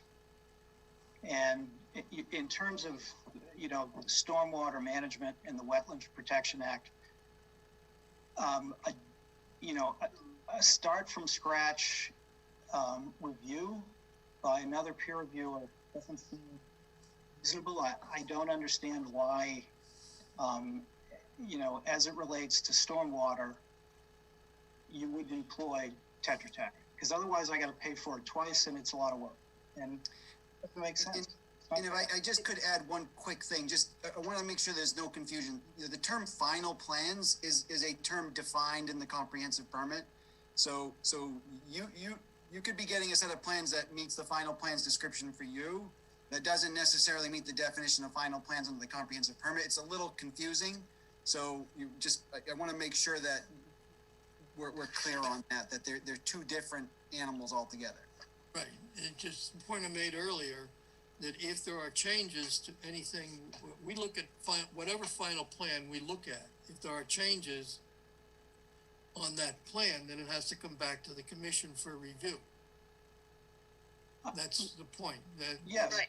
And also, that is again, understood. I'm gonna stress, Jack, to the commission that the purpose of the peer reviewer for the Conservation Commission is to review the plans and the documents for the permit of the Wetlands Protection Act Order of Conditions. So that's what our peer reviewer looked at from the beginning of this project. This is nothing new. This has been going on since the beginning of the project. It is nothing new. And since the new plans were submitted to us on January 27th, this is why they need to be reviewed for submission under the Wetlands Protection Act and regulations. So I think we gotta stop discussing this. It is what it is. Okay. Period. It's pretty much been said over and over again. Can we just leave it at that? So I just want to be clear. Is it because you're perfectly, it's perfectly reasonable for you to hire Tetra Tech to review the stormwater management system and give you a letter that says that it meets the requirements of the Wetlands Protection Act based on revised plans that we will give you that meet the requirements of the Wetlands Protection Act as being final or being construction level plans for your purpose. I think we'll take your comment under advisement and decide what to do, and we'll let you know as far as that goes. And what Thank you, Mr. Chairman. Said we are presently working with Beta, but we can take a look at that. Now, what we need to do is time-wise, what is the availability of, now who did you say you would have on your, to represent at a meeting?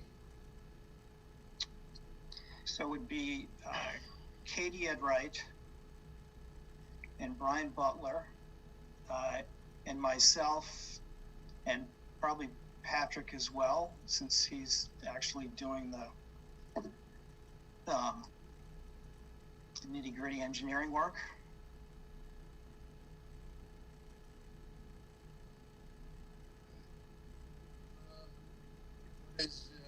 What's involved with setting up a time that's convenient? Jack, can we maybe wait to do this until we get the review from Beta? Yes. Because I just want to know I just want to know how much time what we need to do here. I'm not picking a time right now. Okay, all right, great. You have four, Mr. Hill, you and three other people? Yes. Okay. I would like to be involved and Landis. Okay. So we'll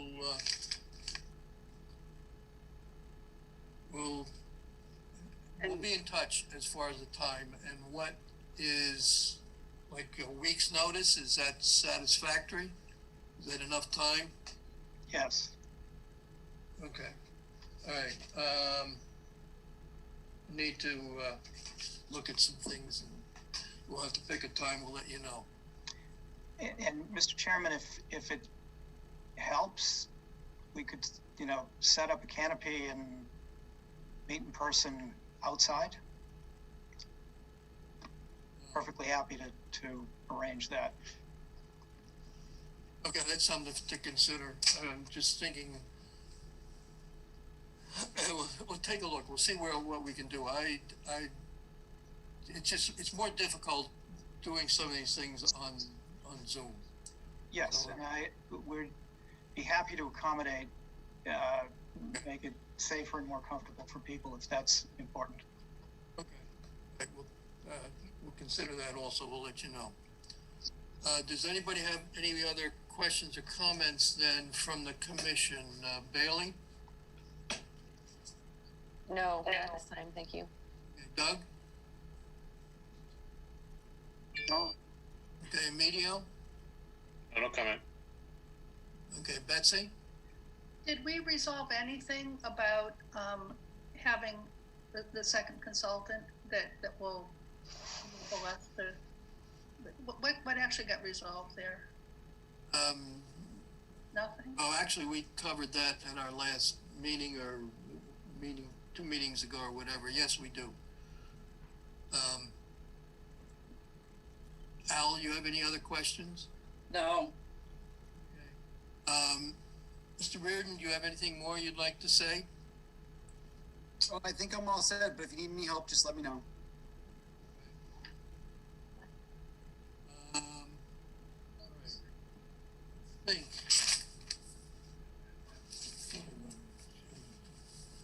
Do we have another date that you're on our agenda?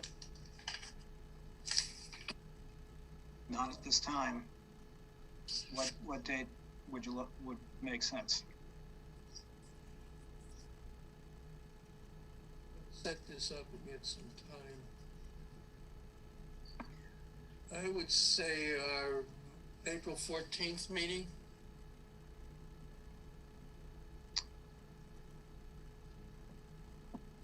As long as we can have a work session in between. Yeah, that's what I'm looking at, is to get time to get that done. April 14th.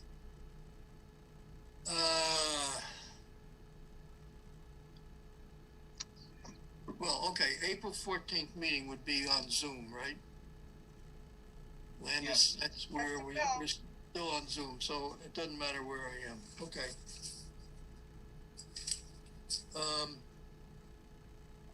Okay, April 14th.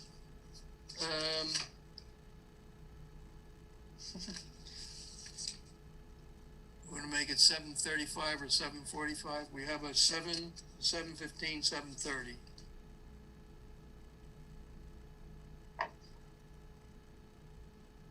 Whatever pleases the commission. Don't That's forget it. to ask if anyone from the butters. Yeah, before we do that. Anyone in the audience have any questions or comments that you'd like to make? Please identify yourself for the record.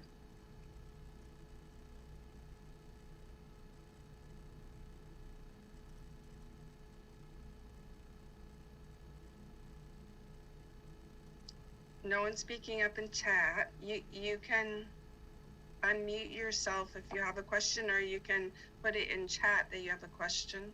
Landis, this is Joanne Mulligan. Can you hear me? Yes, Joanne, go ahead. Hi, thank you all. This is an interesting meeting. Can I just ask some general questions? So what's going on is we have a Tetra Tech peer review, but you guys are using Beta to get information for Concom, correct? Yes, I see you nodding, Landis. Is that true? Correct. Okay, yes. Got it. Just want to make since sure. the beginning of this process. Of this process. Just logistically, because I'm sure many people have questions. So what we're looking here for is, that would be an approval from Concom and the ZBA. They're separate permits?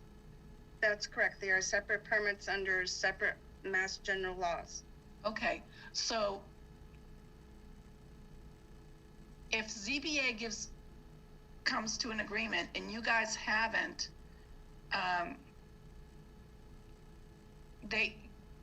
Omni, you still have to wait to get Concom's approval, correct? Correct. Okay. And building permits, nothing could be issued before both approvals happen? Correct. What happens if there is an issue with you guys not giving approval? I assume it would be appealed to DEP. So there's different, there's different roads for appeal as well. So under our Wetlands Protection Act, if the Conservation Commission denies the project or issues a project and the applicant or the abutters disagree with it, then they appeal it to DEP, and DEP reviews the the order of conditions, either the denial or the order of conditions if it's appealed. It's a different route for the 40B project through the housing, I don't know the name exactly, but Sean could probably state it better than I can. HAC, okay, it's not the HAC, Right, okay. it's a different process, it's a different appeal process. So that's another reason why, you know, they're separate permits. They have different appeals, different routes, different Mass General Law requirements. Landis, if I could add something real quick. Yes, please do. The only thing in common, and you'll hear it referred to quite often, is the Massachusetts Stormwater Standards. So there's a book that's issued that both the Conservation Commission and the ZBA are using as the standard for proper drainage system design. So that's the one thing that's absolutely in common. It's the reference document that we're using to determine whether the drainage design has been done sufficiently. Thank you, Sean. This is just, I just want to make sure people understand who are watching this, because it's, I find it confusing, but I appreciate it. Thank you all.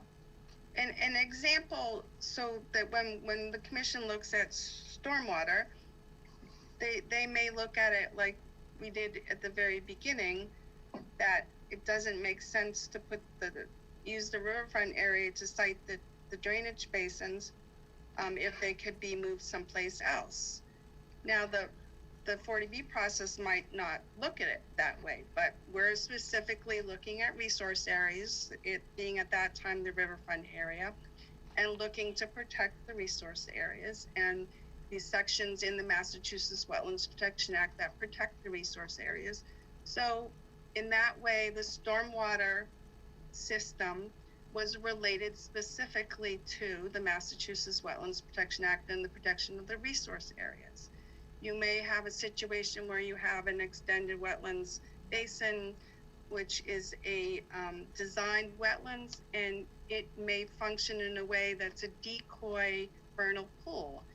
Just stated in the stormwater standards, it says it may act as, you know, the salamanders may think it's their breeding ground. They may go there and lay their eggs, and then later they find out, oops, it's not a vernal pool, it's something else. So the commission will look at that a little harder. The ZBA may not. So there is a stormwater handbook. There are regulations that both boards will look at, but there may be a slightly different way to look at it.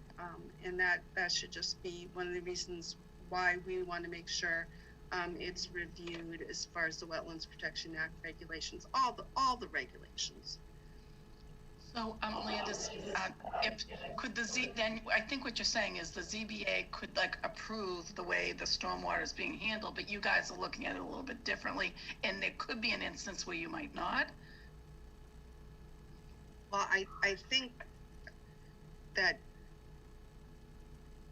we want to look at it as far as the Wetlands Protection Act and regulations, and you know, in the end, as Sean has also said, both plans have to be the same because they both have to move forward with construction plans.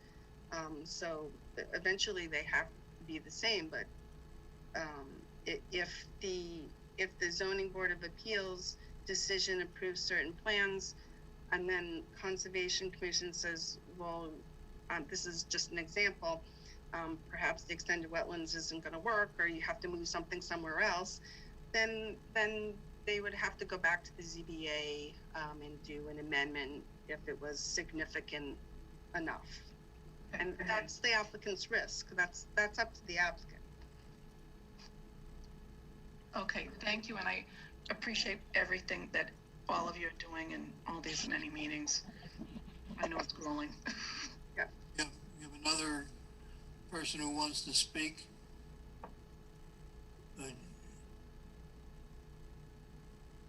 Is that Julie Lowry? Or is that pronounced correctly? Julie, did you want to speak up? You have to unmute yourself, or however you do that. Look like it may be, some people may be just listening in and not want to make comments. So, but Becky I'm sorry if I mispronounced your name. She did have a question in the chat, but it was answered. It had to do with if the ZBA approves one thing and Concom approves the other thing, but that was just answered. Okay, anybody else have any questions? Please. However you need to check in to let us know that you'd like to speak.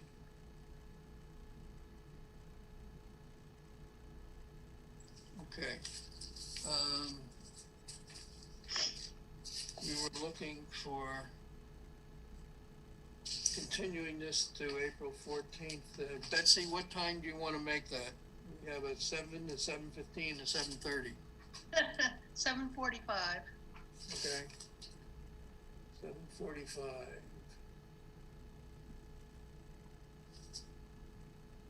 Okay. 7:40. Someone want to make that a motion?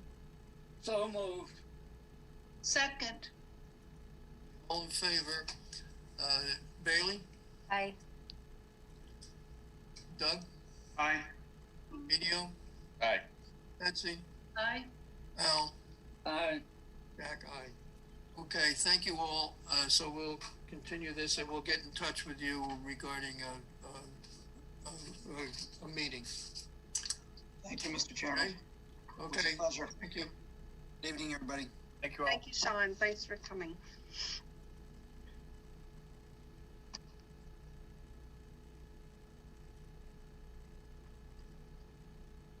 All right. Now, do we have?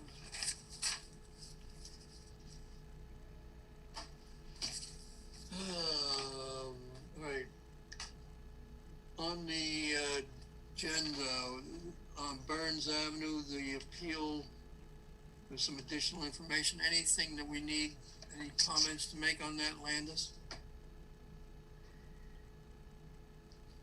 Well, I think I sent everybody the information. Okay. Right? Did you look at it or go online and look at it? Okay. Anybody have any questions or comments on that? Okay. So it sounds like he's basically saying that he doesn't think he can relocate the 2 units because of zoning issues. But he doesn't really. I don't know if that. I don't think the zoning board has weighed in on that. If they have, I haven't seen anything.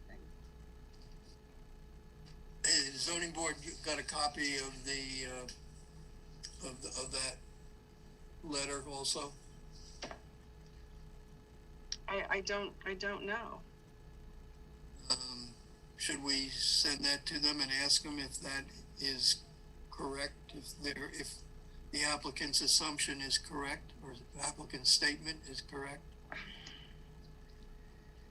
Well, I honestly, I think it's up to the applicant to provide DEP with the information that they can, that there is no alternative to siting their units in the non-degraded riverfront area. It's not really up to us. It's up to them.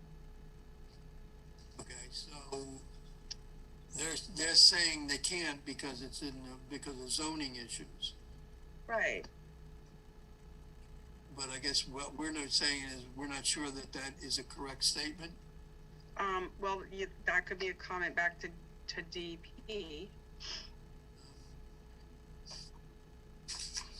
I just wonder, I don't know exactly how DEP works, but if they look at that and say, oh, gee whiz, they can't do it for zoning, then they might go along with it. I don't know how DEP looks. I don't know. It's so I do know that the ZBA, so this is a comprehensive permit also, so the ZBA is in the process of reviewing his request to modify the plan, which I believe is the same plan that he's showed us. Or was it this one?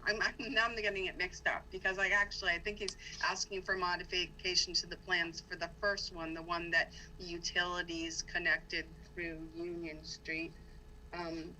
This particular project, actually, I think they might have denied because they wanted to have it peer reviewed, and he didn't want them to have it peer reviewed, if I remember correctly. So, but if you want, I think DP is expecting comments back from Conservation Commission.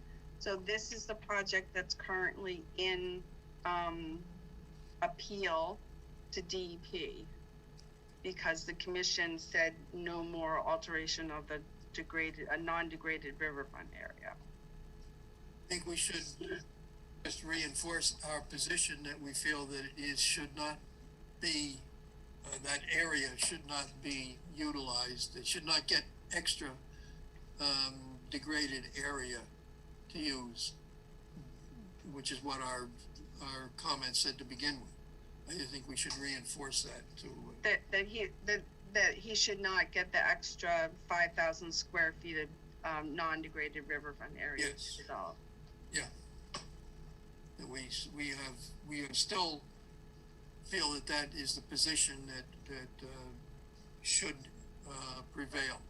And an alternative to reduce the project should still be on the table. Anybody else have anything else they want to say on that?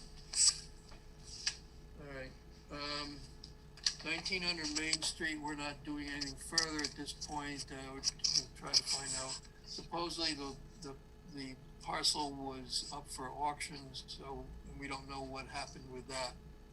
So we're going to try to find out, if anything, who the new owner may be, and maybe for all we know, it may be the existing owner, which is Zion. So, Brookside Village, you had something more on that, Landis?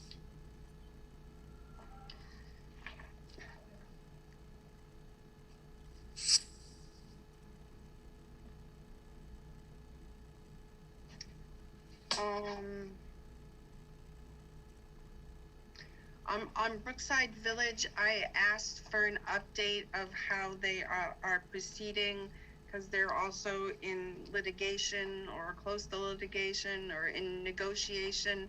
And the response was that Mr. Atwood wanted to either have a Zoom meeting with me, or asked if he should come to the commission and discuss the matter.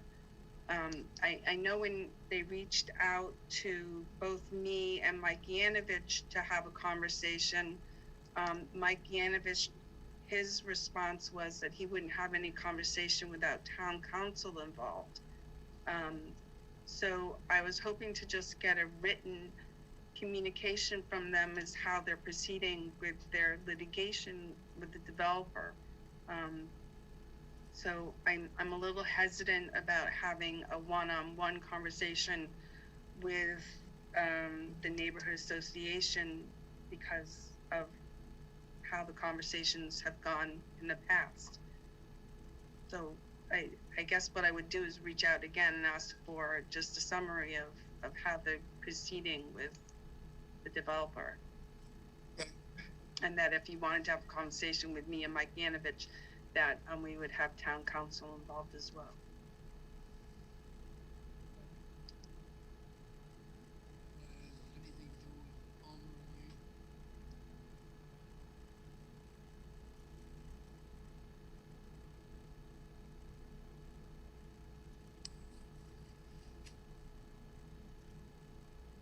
And as far as Palmer Lane is, that I also reached out to Michael Brait and asked how I was proceeding with them, and they're still negotiating with Neponset River Land Holdings, who owns the property, and has hired both John Glosser and Karen Catroni to put together a replication restoration plan. So that's being worked on.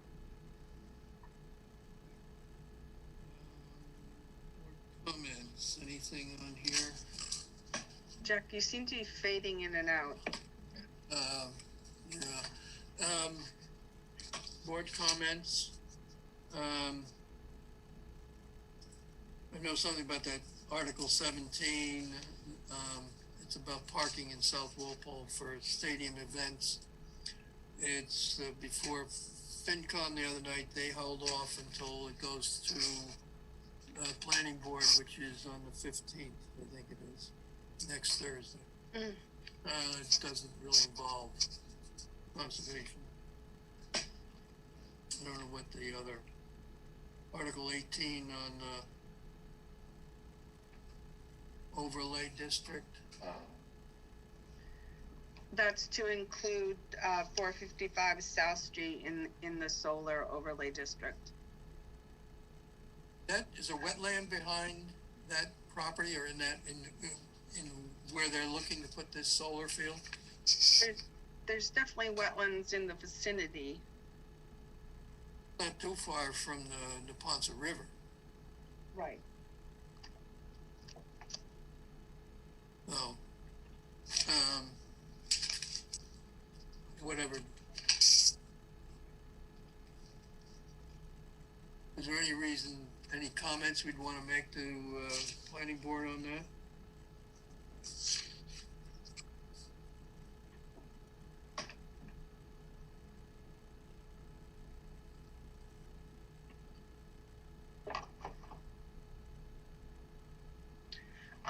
Well, I don't know how the other members feel, but you know, a comment in regards to citing a solar field in vicinity of the Neponset River or wetlands, that, you know, the taking down of trees within the buffer zone for a solar field seems like perhaps not the best idea. So maybe make comment to that. But Is the Neponset River across the street though? From 455 South Street? I think it is. Neponset River crosses South Street. But I mean, right where we're talking about, I think the Neponset River is across the street. I'm trying to find it right now. Yeah. I know. I thought it was behind the Harwood Engineering.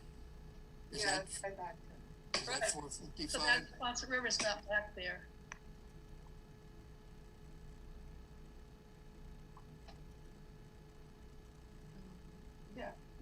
Yeah, the Neponset River goes through there. Oh, so they want it all the way down behind the child care center? So I guess I don't know what this overlay district is. Sure, if there's any wetlands or Neponset River going through it, it didn't look like it, but if there is, fine. So the overlay district allows them to site a solar farm in that overlay district. Obviously, if it's within 200 feet of the river or 100 feet of the wetlands, they still have to file with us. Same thing with the other solar farms that we have in town. All right, so I guess we should just comment to planning board that we would have jurisdiction within 100 feet of any wetlands and 200 feet of the river, wherever this, I don't know, if we can tell from what they're submitting, just how much this overlay district would encroach on potential, our potential buffer zones.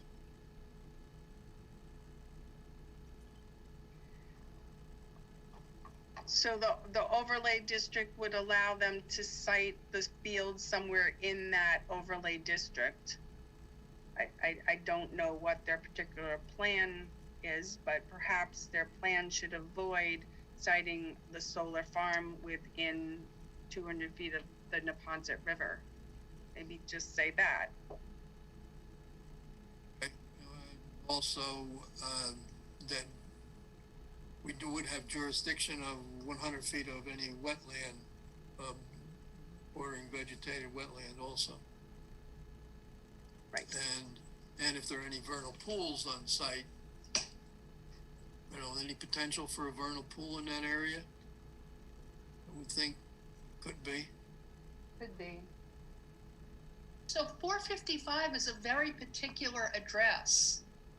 I think that what I saw before when they brought this up at the last, they withdrew it from the last town meeting. It was behind that Harwood Engineering, if I remember correctly. Right, that's what it looks like. So that's why I'm puzzled. I mean, so this is an overlay district for a one parcel of land owned by Harwood Engineering? I don't know if Harwood owns that, but it's what the, I think, yeah. Go ahead, Landis. That's what it appears to be. Article 18, adding 455 South Street to the overlay district. So that's why I want to come back to that. So does that include the bit of the Neponset River that goes behind the child care center? I don't know. So, I mean, I feel as though we don't really know what this overlay district is. I mean, I guess we can make a general comment as usual. We have a jurisdiction, but how huge a piece of land is it? How far does it go, north and south, east and west? It doesn't include the Neponset River. It's adjacent to the Neponset River. I mean, it's adjacent to a parcel that includes the Neponset River. The Neponset is not on the particular property.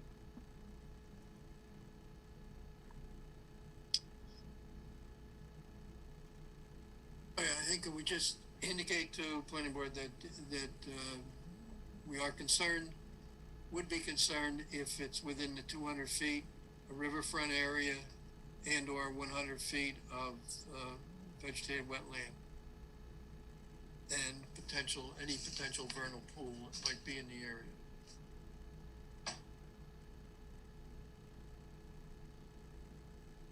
Okay. All right.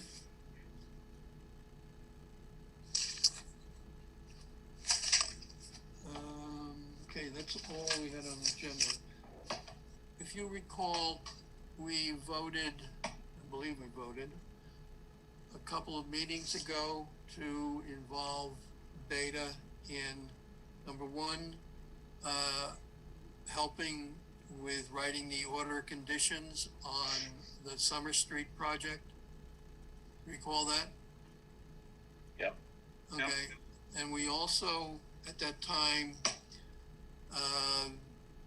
voted, I believe, to have Beta get involved with the stormwater review for the Summer Street project. Well, you accepted their proposal, which included review of the replication areas and the crossings. At that time, the stormwater portion wasn't included.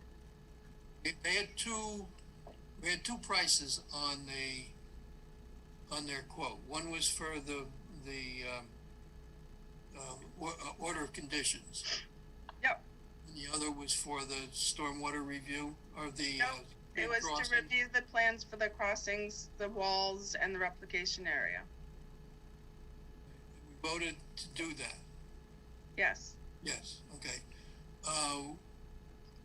In discussion just recently, Landis and I, we also asked Beta to extend their review and to give us a price on the stormwater issue.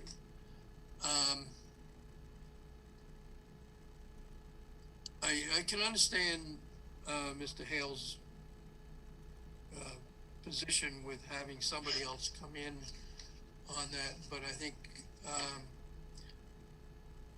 in discussion this with Landis, that we have sufficient money in the wetlands filing fee account that the commission can hire Beta, and we don't have to have go back to the applicant to do that portion. So it's my thought that we should continue with Beta if they want to. If not, then I think then we can go back to Tetra Tech, which would be what Mr. Hale wants. But I think from our standpoint, we are capable of doing what we want to do with this, our preference has been beta. All right, well, I have a question. Earlier this evening, Mr. Hale said he didn't want to pay for beta. And we had already decided like 4 weeks ago that we could pick up the tab for beta. Yeah. At what point are we going to let him know? If we don't ask him for money, that's, you know, I mean, Okay. I think we should proceed with beta. And pay for it ourselves. Yeah, and I think beta has had some comment of their concern of doing what Tetra Tech is being paid to do. I don't know, how did they word this, Landis? What was the question? There was some reservation from Beta about doing what Tetra Tech has been doing. I think I forget how you said they were had some concern with that. Right. So Phil Paradis wasn't sure where the Tetra Tech review ended and where the beta review would begin. So he wasn't really sure about that. He didn't want to step on Tetra Tech's toes and not do additional review that they had already done, which I agree. But I think my intent of beta reviewing, not necessarily opening up the stormwater report and reviewing the calculations and running them to make sure all the numbers are plugged in correctly and the sizing is done correctly, but look at the plans and the design specs that were submitted for these basins and their locations. Do they work for the Wetlands Protection Act? That is what I would like beta to look at, and that a punch list of final items that have to be provided to the commission for final plans, in addition to what Tetra Tech has asked for. I mean, what Tetra Tech has asked for, Mr. Hale is saying, is small items, but it's really not small items, because if the mounding shows that they can't site their infiltration basins where they have them, they have to move them. And the drip line, which I'm assuming is they're proposing for the roof drains to just drip and infiltrate into the ground. Well, if the soils aren't going to accept that infiltration, they have to do something else. So these are the things that Tetra Tech has already brought up that eventually has to be, as far as the 40B final plans, have to be fixed before building permit. For conservation, they have to be fixed before order of conditions. So they have, and that's what I keep on trying to hammer at them, which it seemed to me that David Hale finally recognized tonight.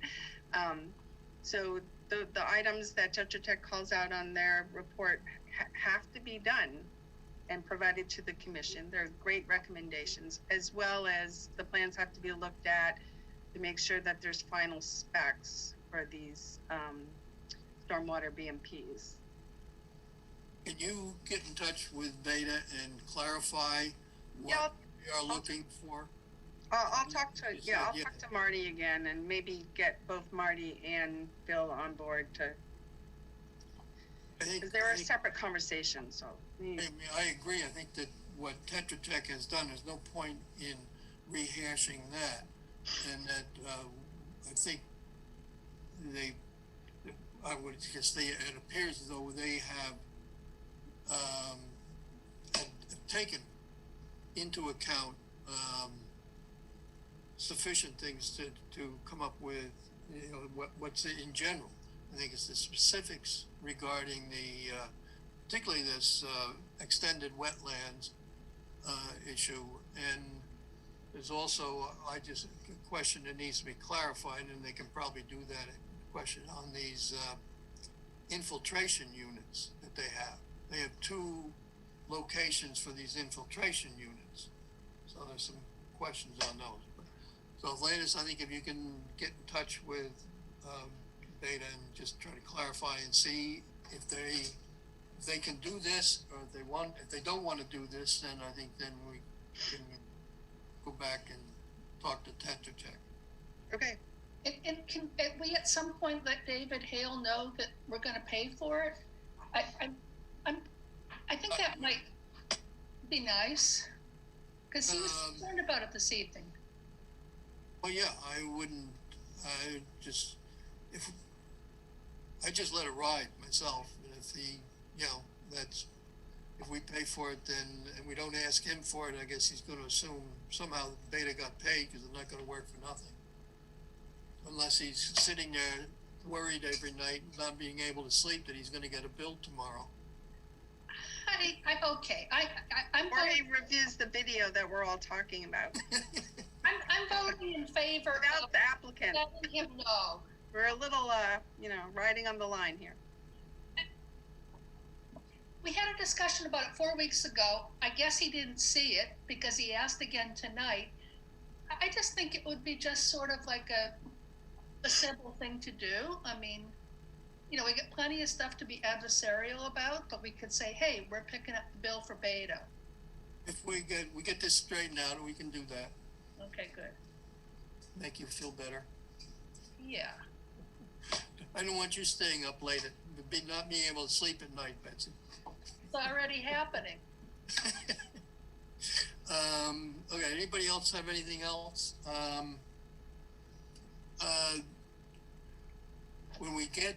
What we should do is vote now to cover the potential for Beta. We need to get clarification on the number, but the dollar amount. But I think we should vote to proceed with asking Beta to give us more information. So I'll make that a motion that we consider, ask Beta to enhance their review of what they have already done based on their discussion with Landis, and that we will vote again and when we get a dollar amount, but just that it's authorized to proceed on this if we get a reasonable, and decide whether it's reasonable. So I'll make that a motion. Someone want to second that? Second. Okay, all in favor. Bailey? Aye. Doug? Aye. Video? Aye. Betsy? Aye. Al? Aye. Jack? Aye. Okay, if nobody has anything else, then we can close the meeting. Nobody has anything else? Okay. I guess everybody can just make a motion to adjourn, say aye. Aye. Aye. Everybody. Thank you. Okay, thank you. Jack.